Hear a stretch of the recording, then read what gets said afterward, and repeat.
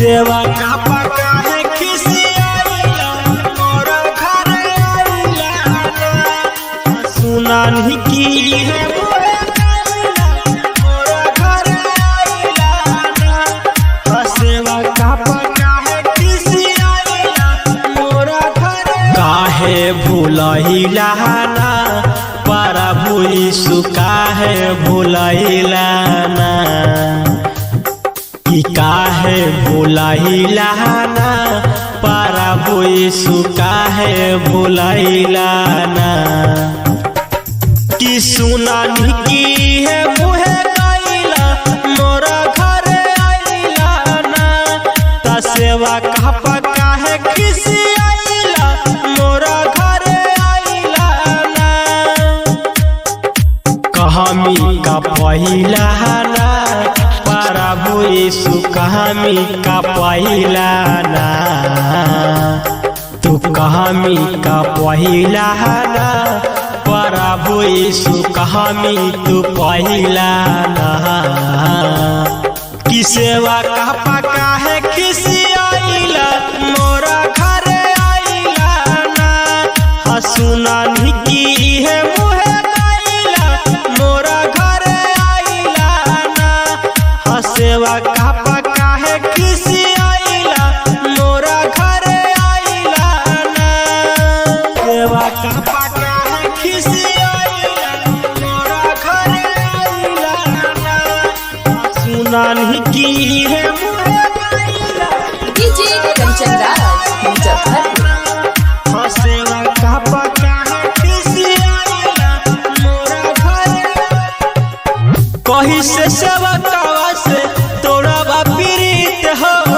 दिन रात गावे रौरे गीत हो वही बल्कि तबिया में मनावा लगाई के बोले ला जब बाटे रहीत हो कहीं से सेवा कावा से तोड़ा प्रीतिया दिन रात गावे रौरे गीत हो वही बल्कि तबिया में मनावा लगाई के बोले ला बचन जौने रहीता हो कि जिया छाछा नहीं लाना प्रभु यीशु जिया छाछा नहीं लाना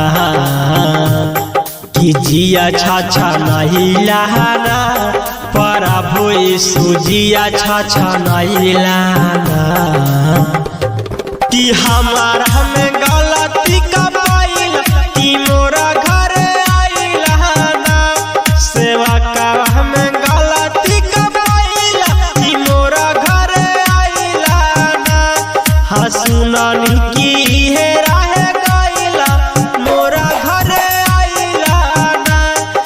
सुना नहीं की है राह गइला मोरा घर आइला ना सेवा का पका है किसी आइला मोरा घर आइला ना सुना नहीं की है डीजे कंचन राज मुजफ्फरपुर सेवा का पका है किसी आइला मोरा सुबह चाहे शामा रहू रे तनामा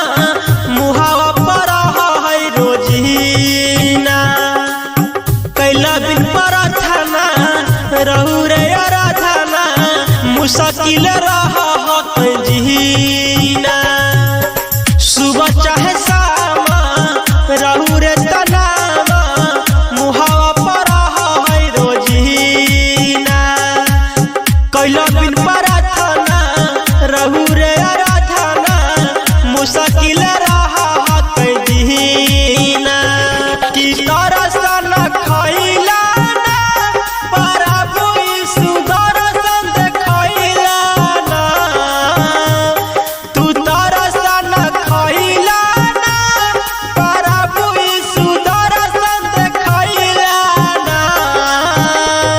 कि सेवा का पतनी ना मोहाइला मोरा घर आइला ना सुना नहीं की है राह गइला मोरा घर आइला ना नगीना पतनी ना मोहाइला मोरा घर आइला ना कहानी की है मुहे गईला मोरा घर आइला ना। धड़कन रिकॉर्डिंग स्टूडियो, मैगरा बाजार, नारायणपुर।